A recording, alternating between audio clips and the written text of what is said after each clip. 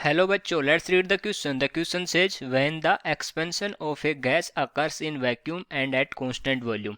तो गैस का एक्सपेंशन हो रहा है और ये किस पे है, कांस्टेंट वॉल्यूम पे हो रहा है. ओके, तो बताना अपने को delta U is equal to Q at constant volume, delta U is equal to Q at constant pressure, delta H is equal to Q at constant volume and delta H is equal to Q at constant pressure. Okay, इस question का लिखते हैं की concept.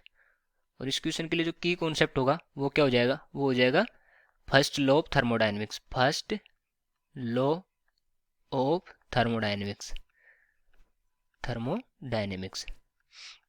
Okay, ये हो जाएगा इस question का की कॉन्सेप्ट. तो अब फर्स्ट लॉ ऑफ थर्मोडायनेमिक्स देखते हैं कि फर्स्ट लॉ ऑफ थर्मोडायनेमिक्स क्या बोलता है. ओके, तो फर्स्ट लॉ ऑफ थर्मोडायनेमिक्स बोलता है कि delta U is equal to क्या होगा, Q plus W.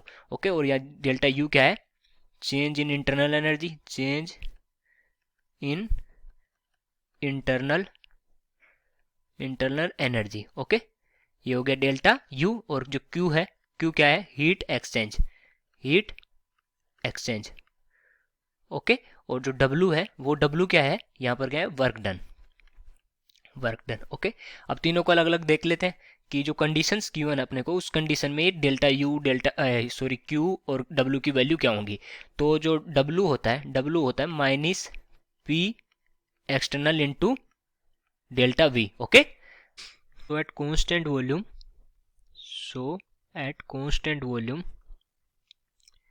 constant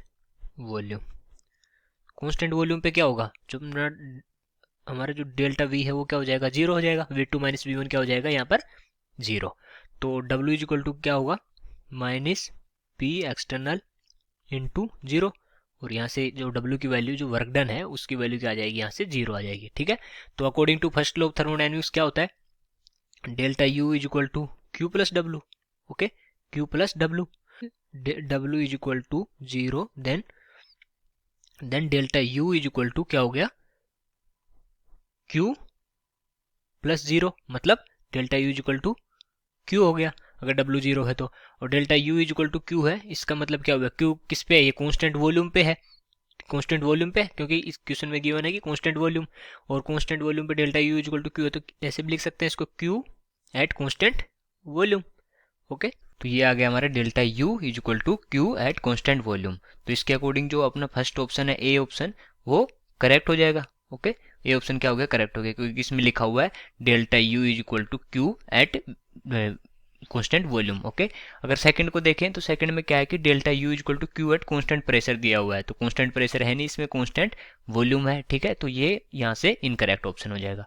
okay, और जो सी ऑप्शन है उसमें delta H is equal to Q at constant volume. Okay, तो ये कांस्टेंट वॉल्यूम पे डेल्टा एच ये होगा नहीं, क्योंकि डेल्टा एच का मतलब होता है कि एंथैल्पी चेंज होती है, हीट इवॉल्व और absorb during the reaction at constant pressure. Okay, तो ये कांस्टेंट प्रेशर पे होगा, ना कि कांस्टेंट वॉल्यूम पे, इसलिए ये भी इनकरेक्ट हो जाएगा. और जो लास्ट है delta H is equal to Q at constant pressure, तो कांस्टेंट प्रेशर इसमें गिवन नहीं है, कांस्टेंट वॉल्यूम गिवन है, तो ये भी यहाँ से इनकरेक्ट हो जाएगा. तो कौन सा ऑप्शन करेक्ट हो गया, ए ऑप्शन यहाँ से करेक्ट हो गया. So I hope you understood it well. Best of luck.